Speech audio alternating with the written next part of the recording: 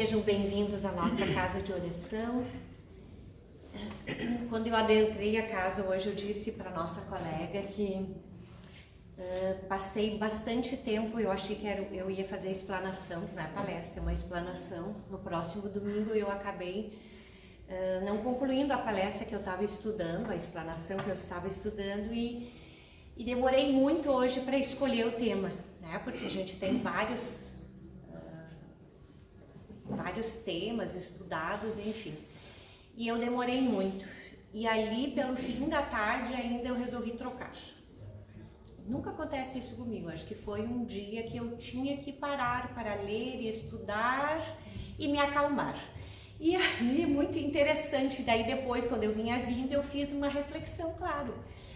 Aí eu comecei a ficar ansiosa, né? E aí eu vou falar sobre a ansiedade.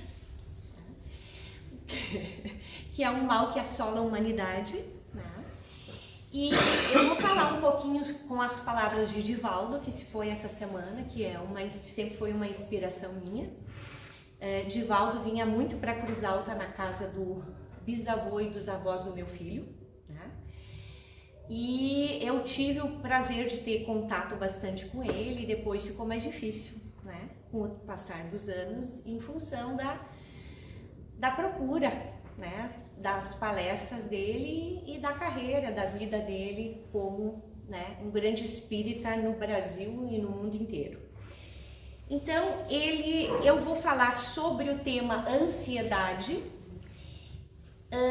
que é como um ácido sulfúrico que corrói os metais e que muitas vezes corrói também enferruja as engrenagens da minha alma, não só da minha alma, como de muitas pessoas.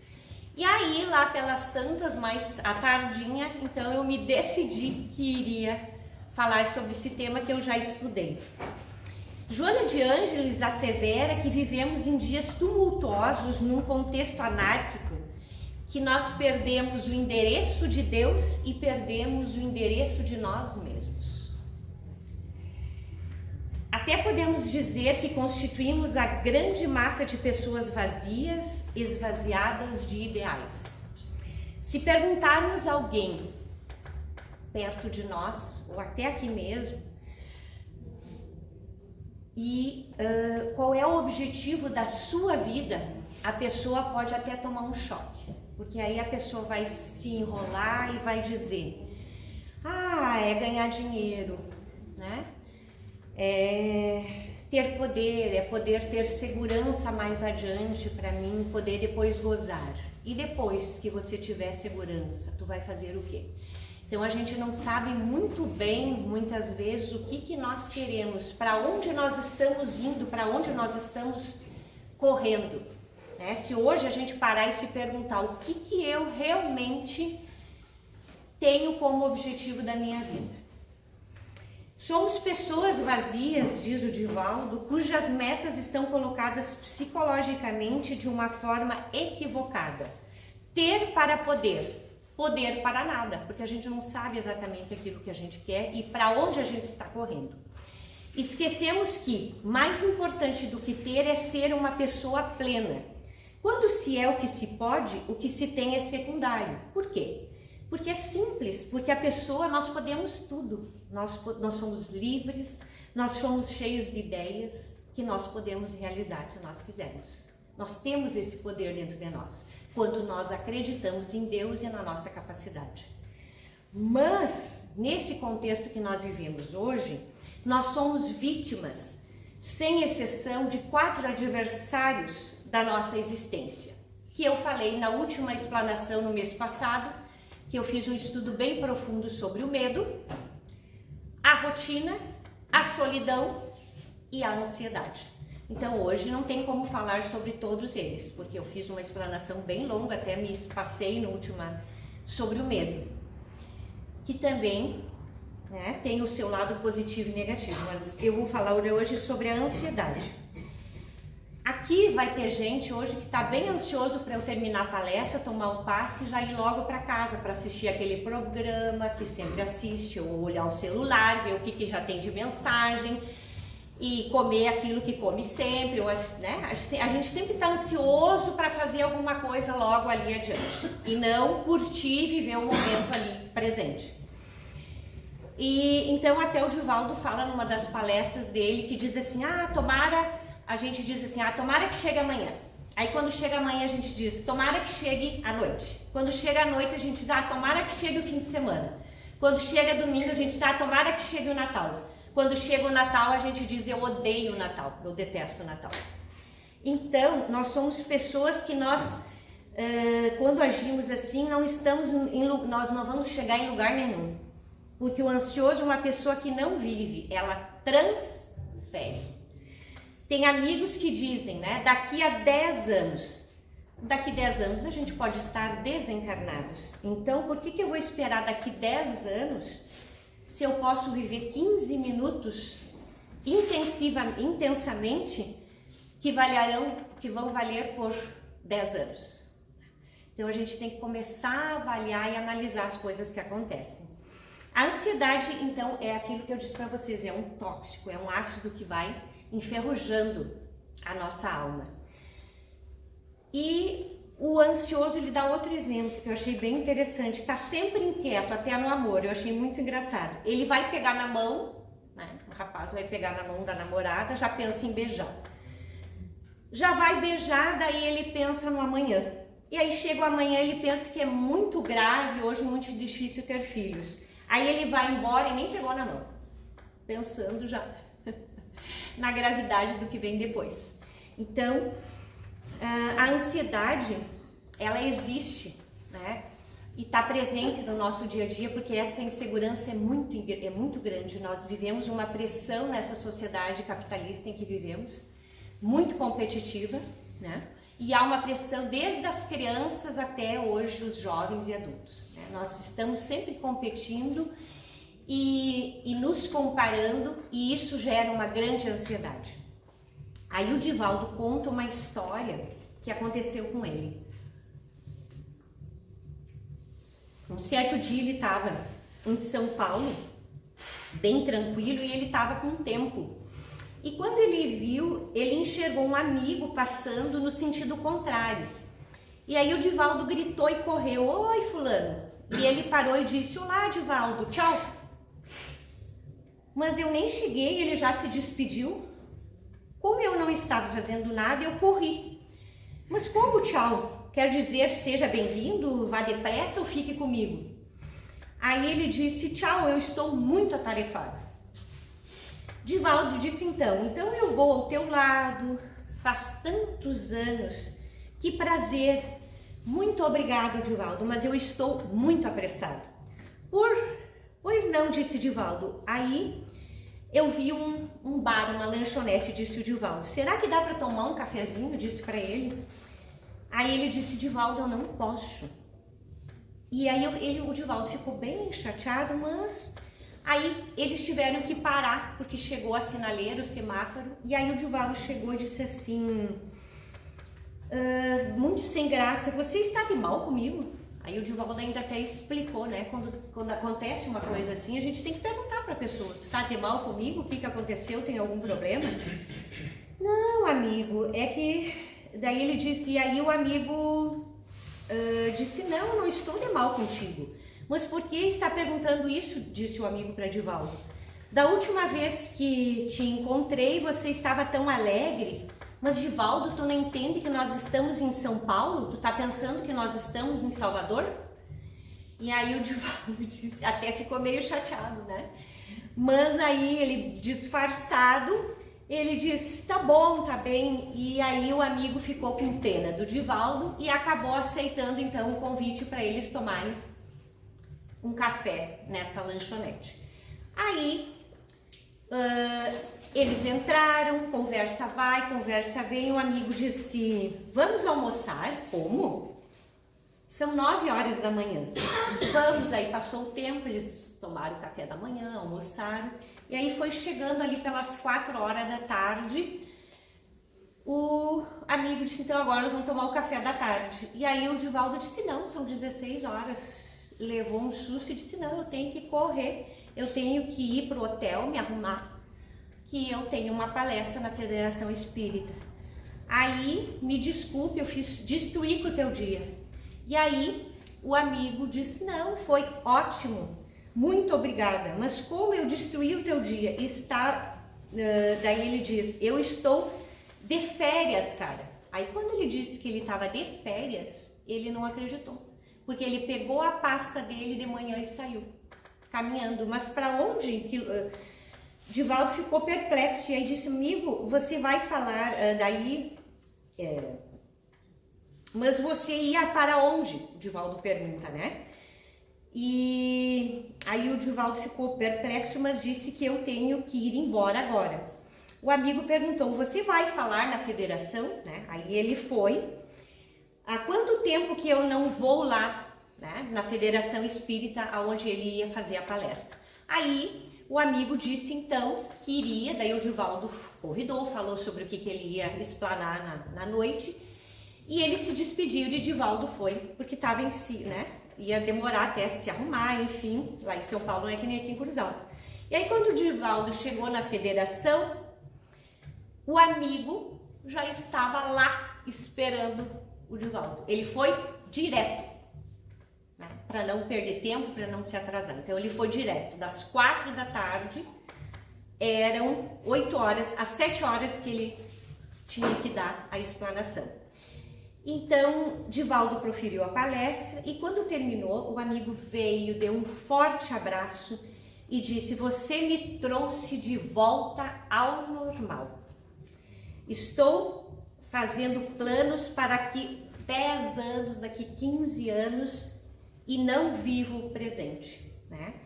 E aí o Divaldo diz que a ansiedade é um mecanismo psicológico para evitar problemas, que a gente tem ansiedade, a gente tenta evitar problemas, mas a gente se torna um problema. Né? Então, o ansioso, ele quer evitar o problema, mas ele se torna o problema. E aí, então, ele fala muitas outras coisas, e aí, então, eu vou agora, porque senão a gente não pode falar só da parte negativa.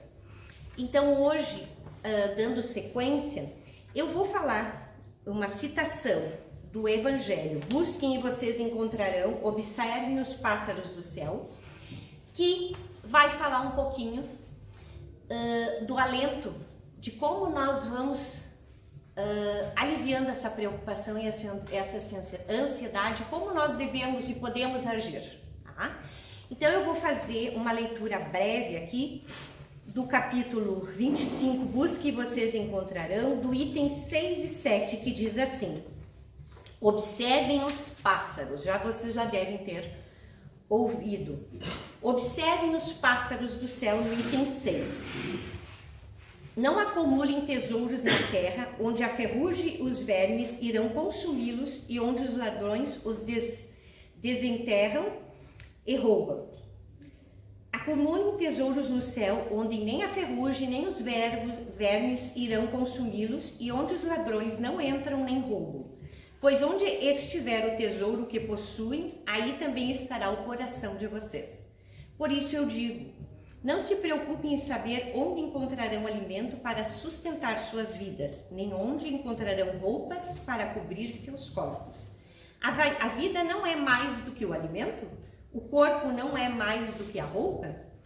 Observem os pássaros do céu. Eles não semeiam, nem colhem, e nem guardam nada em celeiros, mas o Pai Celestial os alimenta todos.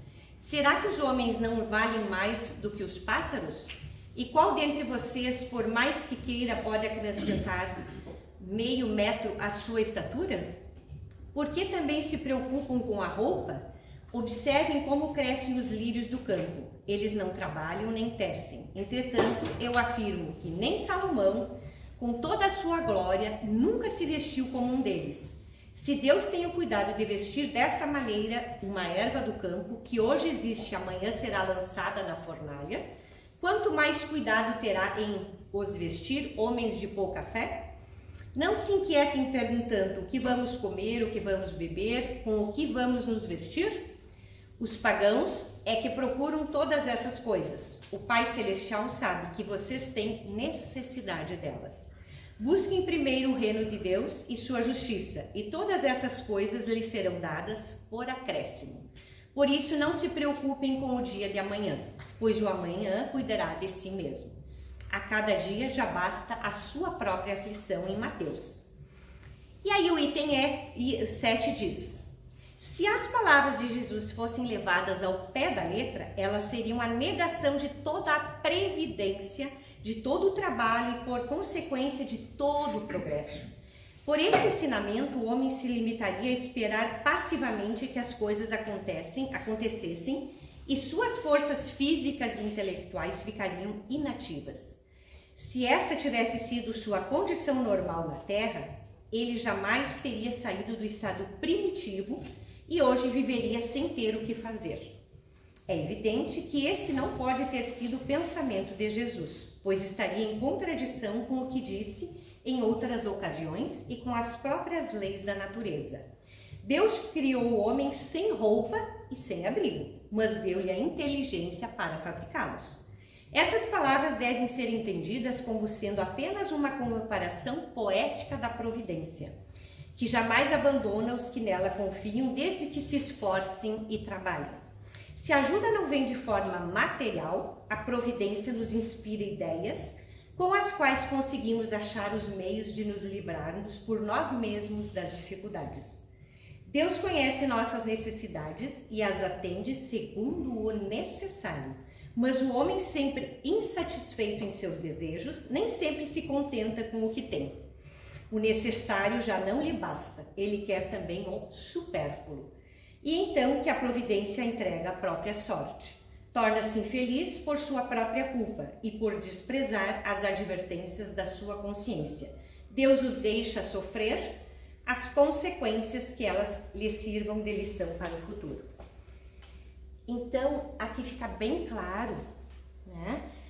Eu vou fazer uma breve explanação dessa parte do Evangelho, reportando a questão, né, das nossas preocupações nos dias de hoje, né, que são muito fortes em relação aos nossos relacionamentos pessoais, à nossa profissão, ao nosso trabalho, às nossas condições financeiras, em tudo, enfim, em tudo que nos cerca. E reportando então a essa passagem do Evangelho que nos dá uma grande lição. Essas perturbações e desajustes variados que têm a origem na insegurança apresentam características e intensidades compatíveis com as tendências de cada indivíduo e seu grau de maturidade emocional. Então, o autor que eu selecionei aqui para fazer essa análise dessa passagem do Evangelho coloca que hoje, por exemplo, um suvina que acumula bens materiais muito além de suas necessidades é uma característica de uma pessoa que está, né, com perturbações e desajustes da preocupação com o futuro. O neurótico incapaz de ter um relacionamento, um sentimento ajustado e equilibrado. O trabalhador que se desgasta hoje, principalmente hoje em 2, 3 mais empregos, tá? E aí vai, né? O adolescente preocupado em se autoafirmar começa a experimentar o vício e a rebeldia e assim por diante. Então a origem da insegurança está no fato de nós superestimarmos nossas necessidades essenciais. Pensamos muito demasiado em nós, muito demasiadamente em nós, e vivamos tão angustiados, tão tensos, tão preocupados com pequenos problemas, a fermentar em nossa mente por darmos excessiva atenção e não temos tempo para parar e pensar em Deus, que é o nosso apoio, que é a nossa segurança máxima. E aí quando nós estamos no último grau de insatisfação, de ansiedade, no último grau dos nossos problemas, aí nós lembramos né, de orar e de buscar um auxílio em Deus, que alimenta a ave humilde, como a gente falou ali, né, que veste de beleza incomparável a erva do campo. E é em Deus que está o nosso apoio decisivo. Como a gente já falou muitas vezes, quando a gente tem o nosso pai, quando é criança, nossa mãe, é neles que nós seguramos a mão para atravessar a rua, é neles que nós nos acocoramos para conversar e ter essa segurança, como nós tínhamos dentro do útero da mãe. Nossa felicidade verdadeira, nossa bênção mais autêntica, nosso futuro mais promissor. Poderia argumentar alguém: se tudo esperarmos de Deus, não estaremos condenados à indolência? Preguiça é a causa geratriz de problemas mais sérios que a própria insegurança. Trata-se de um engano. O que Jesus pretende é que não guardemos temores em nosso coração. Ver em Deus nossa previdência, o nosso apoio, a fim de vivermos em paz. Jesus, ao recomendar que busquemos acima de tudo o reino do Deus, onde todos nossos anseios serão realizados, estava longe de convidar a inércia, esperar que as coisas caiam do céu. Então, essa não é a recomendação, é diferente. Se nós esperarmos qualquer coisa cair do céu, não vai acontecer. Tem o nosso trabalho, tem a nossa disciplina. Então, aqui o autor explica bem: sendo o reino do céu um estado de consciência, uma espécie de limpar e pôr em ordem a casa mental, é claro que não se trata de tarefa para preguiçoso, tá? Ao contrário, exige uma disciplina interior, enorme e desmedido trabalho de autorrenovação e principalmente uma luta contra as nossas más tendências. Aí, cada um de nós, a gente não tem que julgar e nem criticar e avaliar as condutas dos outros. Nós temos que avaliar as nossas próprias condutas. Nós temos as nossas más tendências.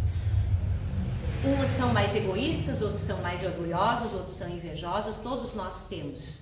Então, sem esse empenho, fatalmente nós estaremos afastados de Deus, o que torna a nossa vida bem mais complicada e triste, marcada pela nossa insegurança. Ao proclamar: eu sou o caminho, a verdade e a vida, ninguém vai ao Pai senão a mim, Jesus Cristo deixou bem claro que, longe dos seus ensinamentos, nunca estaremos perto de Deus. Para viver a mensagem evangélica é preciso aproveitar a bênção do tempo, valorizando então, pessoal, as oportunidades que nós temos no dia a dia. E aí que vem a nossa parte, né? Porque a teoria é muito bonita, a prática valorizar, né? Quem em tempo fizer do tempo, só vai sobrar tempo para o contratempo do choro, não vai sobrar tempo para o contratempo do choro. Então, aproveitar estas oportunidades que vêm na nossa vida. A cada dia, explica o mestre, bastam as suas aflições. Quem se preocupa muito com o futuro compromete o presente. Nossa inquietação angustiante, ele não vive o hoje, né? Nem o amanhã. É o hoje, o aqui e o agora. É a nossa oportunidade autêntica de aprender a trabalhar, a servir e a edificar. Então, para isso, a gente precisa de um outro elemento bem importante, que é cultivar a nossa percepção, né? O esforço para compreender a realidade que nos cerca e a nossa posição dentro dessa realidade. Porque nós somos seres individuais, diferentes, com qualidades, com defeitos, mas nós em grupos podemos muitas coisas. Ontem nós falávamos isso no estudo em grupo. Nós temos que respeitar as diferenças, as peculiaridades, mas nós somos muito fortes juntos quando cada um, né, em grupo consegue desenvolver, né, dentro de um objetivo as suas potencialidades. Então, cada situação encerra em si mesma um apelo para desenvolver a percepção E essa percepção é aprender a sentir os apelos que a vida nos faz. Quando a gente está diante de um ignorante, ou a gente ensina ou a gente tem paciência, que a gente não consegue mudar as pessoas. Se a gente está diante de um agressor, ou a gente perdoa, ou a gente vai se irritar, ficar com raiva e se envenenar, né? Diante de uma dificuldade, a gente deve persistir. Diante da tentação, que a gente tem várias tentações durante os nossos dias, orar, vigiar. Quem tem ouvidos de ouvir, ouça, dizia Jesus. Os que não atendem os apelos da vida estão sempre à margem da vida. Ainda que a pessoa acumule tesouros imensos ou detenha grandes poderes, ainda que desenvolva os mais altos valores da cultura e do conhecimento, né? Tudo isso de nada lhe valerá, porque jamais preencherá em si mesma, nos domínios do coração, o angustiante vazio de Deus. Porque aí a gente sempre vai estar procurando, principalmente, preencher esses vazios em coisas materiais, em festas, em prazeres fugazes que passam e aumentam mais o buraco que a gente diz, né, desse vazio existencial. Se acreditarmos que nossa felicidade ou infelicidade vem de coisas externas, do acaso ou das mãos de outras pessoas, estaremos dificultando o nosso crescimento e amadurecimento interior. A pessoa que atingiu uma certa lucidez, um certo amadurecimento espiritual, tem a capacidade de compreender a eficiência de que a natureza age em todos nós. Ela se conduz no cotidiano pacificada e serena, pois percebeu que está ganhando o recurso da vida sublime, mesmo quando está passando por grandes problemas. Porque antes de nós reencarnarmos, nós aprendemos aqui na doutrina espírita que nós escolhemos, né? As lições que nós iríamos passar aqui. Então, uns impõem a si mesmo misérias e provações, outros tentam experimentar as tentações da riqueza, né? Outros a doença, enfim, conforme aquelas lições que nós precisamos, né, aprender nessa encarnação. Por que então a nossa desmedida preocupação com o destino dos outros? Por que tentamos forçar as coisas para que aconteçam? As almas estão vivendo o útil e o necessário para o desenvolvimento de suas potencialidades naturais e divinas.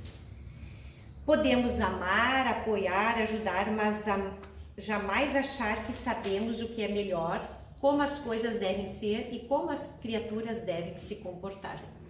E aí tem uma grande dificuldade quando a gente é pai, quando a gente é mãe, que nós temos que orientar, certo?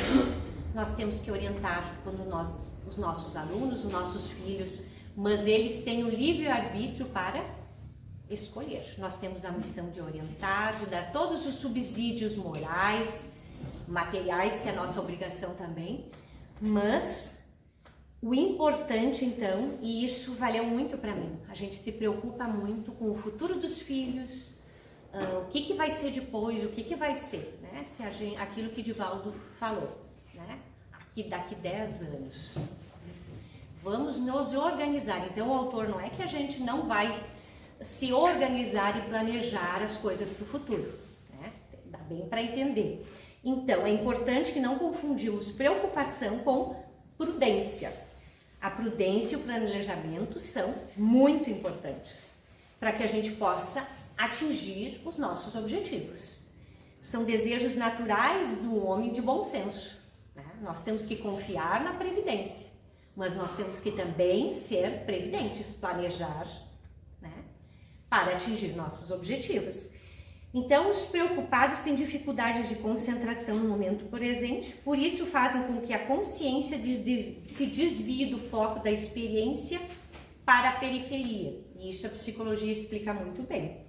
Vivem entorpecidos no hoje porque querem controlar, a gente faz isso muito, com os nossos pensamentos e com a nossa imaginação, os fatos do amanhã. E esse desvio de atenção é uma busca deliberada de distração do indivíduo. É uma forma de impedir a si próprio de ver o que precisa perceber no seu mundo interior. Então, quando às vezes a gente diz assim, nós estamos muito preocupados com os outros, com meu irmão, com meu filho, quase sempre nós estamos nos desligando, né? E isso é inconsciente, a psicologia comprova isso. Nós muitas vezes estamos nos desligando das atitudes que nós não temos coragem de tomar muitas vezes, das responsabilidades que nós não queremos assumir, das carências afetivas que nós negamos que temos e também dos atos incoerentes que nós praticamos e nós não admitimos, que a gente põe a culpa no outro, e dos bloqueios mentais que nós possuímos e nós não aceitamos. Então nós deslocamos todos os nossos esforços e atenções para proteger, salvar e aconselhar muitas vezes o outro, o vizinho, o filho, companheiros, e muitas vezes, propositadamente também ou não, nossa primeira e mais importante tarefa na vida é a nossa transformação, a nossa mudança, a nossa tarefa. Essa é a nossa primeira tarefa. É certo que a preocupação jamais nos preservará das angústias do amanhã, apenas colocará mais obstáculos às nossas realizações presentes. Então não devemos e nós nem podemos forçar mudanças de atitudes nas pessoas. E a gente faz muito isso. Eu falo por mim. A gente é muito controlador, a gente quer, principalmente com nossos filhos, né, que eles não sofram aquilo que nós já sofremos e fizemos.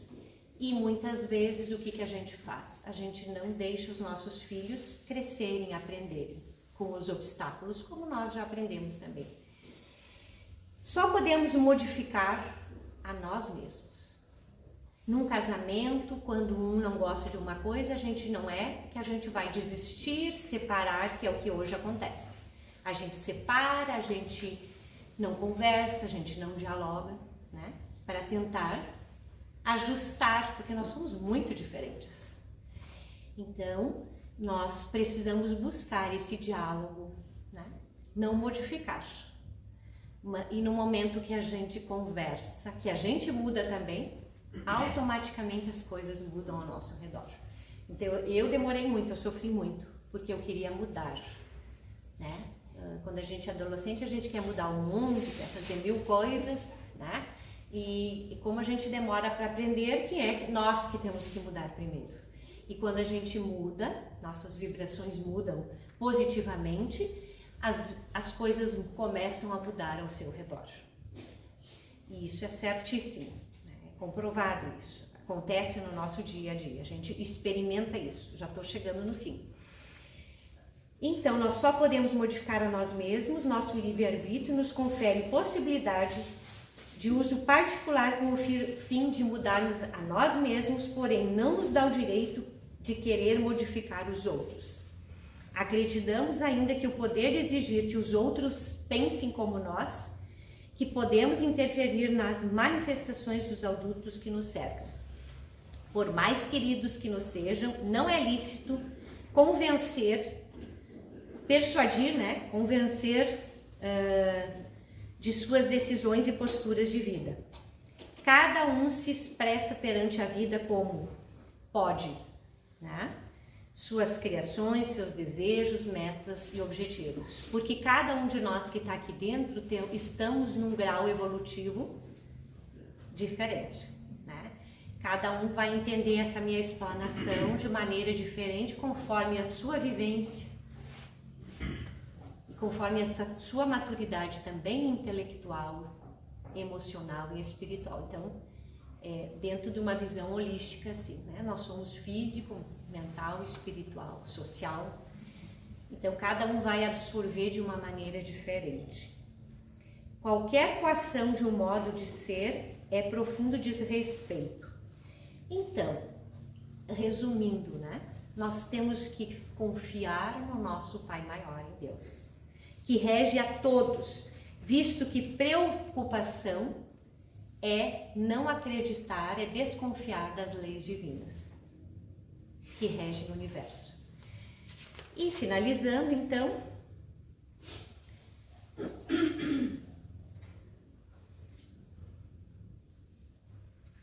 eu vou tentar pular aqui. Como é importante, então, caminhar passo a passo, acompanhando o nosso próprio compasso existencial, percebendo a propícia hora da mudança. A mudança em nós, não no outro. O dia de hoje nos fornecerá exatamente as oportunidades de que nós precisamos para compor com estrofes e versos harmônicos o poema da nossa própria vida, cuja métrica foi antecipadamente determinada por nós no passado. Nossas experiências da vida não acontecem por acaso. O planejamento divino nada faz sem um desígnio proveitoso. Tudo tem sua razão de ser. Não é preciso desespero nem preocupação. Tudo acontece como tem que acontecer. Então, que a gente fique, né, sobre essa reflexão do Evangelho, do capítulo 20, observem os pássaros do céu. A gente se preocupa muito com o futuro e o que a gente quer com esse futuro. Então, que a gente pare para pensar quais são os nossos reais objetivos, o que realmente a gente quer com a nossa vida e o que a gente está fazendo da nossa vida e como a gente está conduzindo o nosso dia a dia, os nossos hábitos. Importante, então, que a gente faça essa reflexão e que a gente, nesses momentos mais difíceis que nos assolam, que a gente possa parar e entregar aquilo que a gente não consegue fazer nas mãos de Deus. E aquilo que a gente pode fazer com planejamento, com prudência, com bom senso, que a gente possa traçar planos objetivos, né? Mas que a gente não seja esse controlador, que a gente possa também parar, né? E orar, sempre, todos os dias, meditar. E a gente sempre tem que fazer essa reflexão. Hoje, essa angústia, essa ansiedade me acabou. Eu sempre venho muito preparada, hoje eu não estava. Né? Daí eu começo a gaguejar às vezes. Daí eu paro de me dar. Né? Por quê? Porque a gente coloca, eu já coloquei isso na cabeça, né? Aí então, e eu geralmente eu flui mais as coisas. Hoje parece que não fluiu tanto, porque eu estava insegura, né?